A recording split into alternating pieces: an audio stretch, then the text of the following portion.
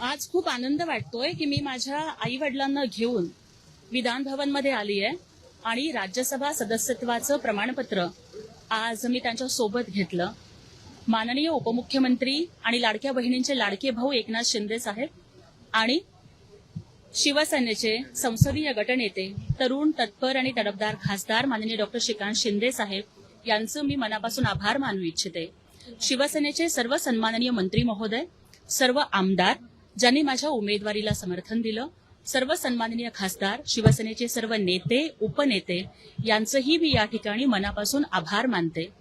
ज्या माझ्या आई वडिलांनी कधीच विधान भवन पाहिलेलं नव्हतं, आज त्यांना विधान भवनामध्ये घेऊन येताना आणि अतिशय आनंदानं हे सन्मानपत्र स्वीकारताना अभिमान, आनंद आणि आनंदाश्रू या तिन्ही भावना मनामध्ये दाटून आलेल्या आहेत.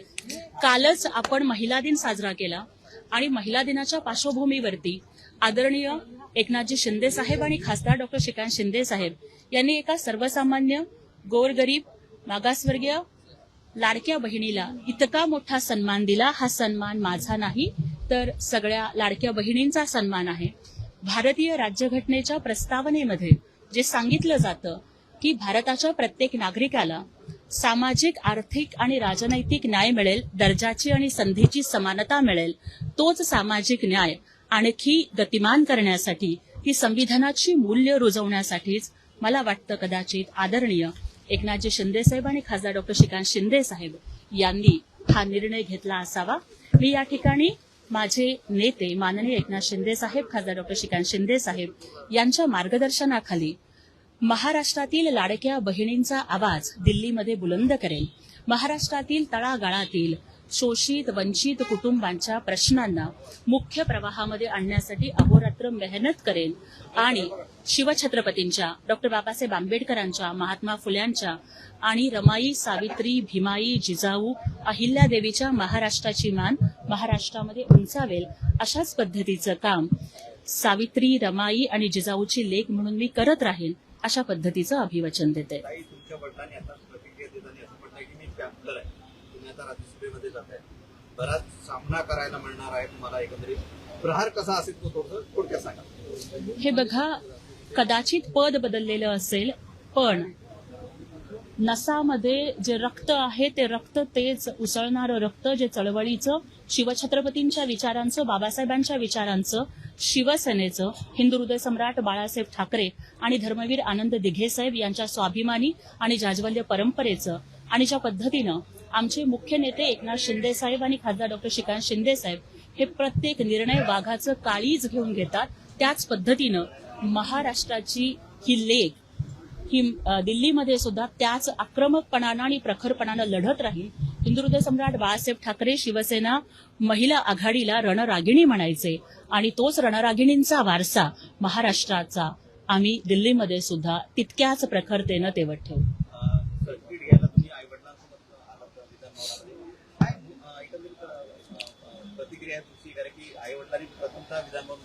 हो, खूप आनंद वाटतोय, खूप अभिमान वाटतोय. हा दिवस उजाडला शिवरायांच्या स्वराज्यामुळं, बाबासाहेबांच्या संविधानामुळं, हिंदू हृदय सम्राट बाळासाहेब ठाकरे आणि धर्मवीर आनंद दिघे साहेबांच्या त्यांच्या वारशामुळं आणि ज्यांनी महाराष्ट्रातील लाडक्या बहिणीला न्याय मिळावा यासाठी पाठीराख्या भावाप्रमाणे जे माझ्या पाठीशी उभे राहिले ते आदरणीय लाडके भाऊ महाराष्ट्राचे उपमुख्यमंत्री एकनाथजी शिंदे साहेब यांच्यामुळे हा दिवस आम्हाला बघायला मिळतोय.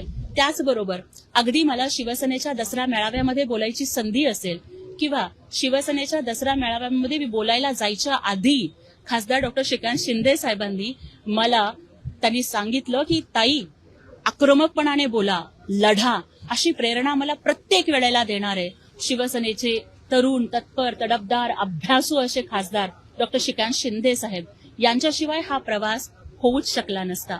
मला नक्की विश्वास आहे की त्यांनी सुद्धा शिवसेनेचे संसदेचे गटनेते म्हणून माझ्या या उमेदवारीसाठी आदरणीय श्रीकांत दादा हे नक्कीच सकारात्मकरित्या बोलले असतील. त्यामुळे त्यांचं, त्यासोबतच आमच्या तमाम शिवसैनिकांच्या मायमाऊलीप्रमाणे आम्हाला पदराखाली घेणाऱ्या आदरणीय सौभाग्यवती लता वहिनी यांचं सुद्धा मी या ठिकाणी मनापासून आभार मानू इच्छिते. आणि आईची काय प्रतिक्रिया होती? खरं तर मला वाटतं ती तुम्ही त्यांनाच विचारलात तर बरं होईल. वडिलांना थोडं पुढं काढतो. साहेब, आज काय भावना आहे? मुलगी राज्यसभेवर चालली. मुलगी माझी लहानपणापासून हुशार होती.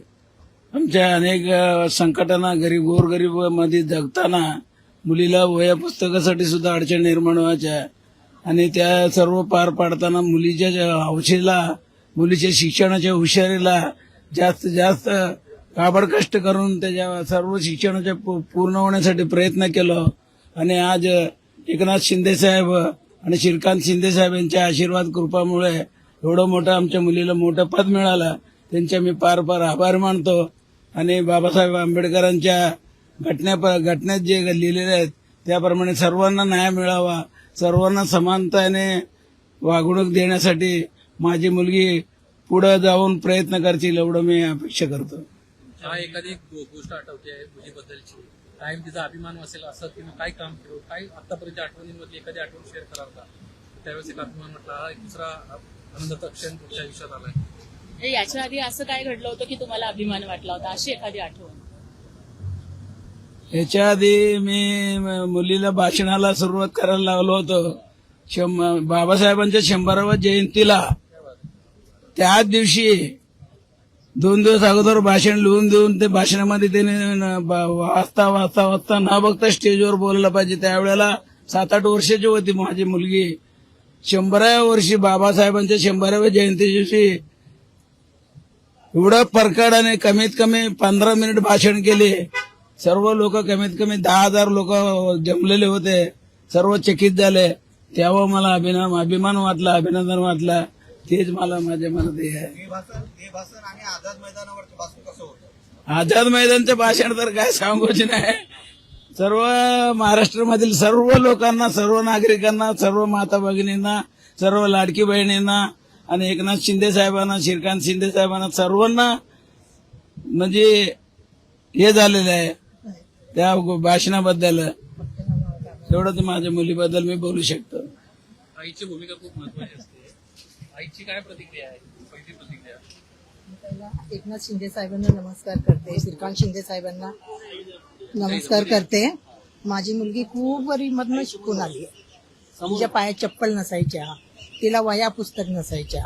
असली मुलगी शिकून 10वी मध्ये बोर्डामध्ये आली आहे, 12वीत राज्यात पहिला आली आहे.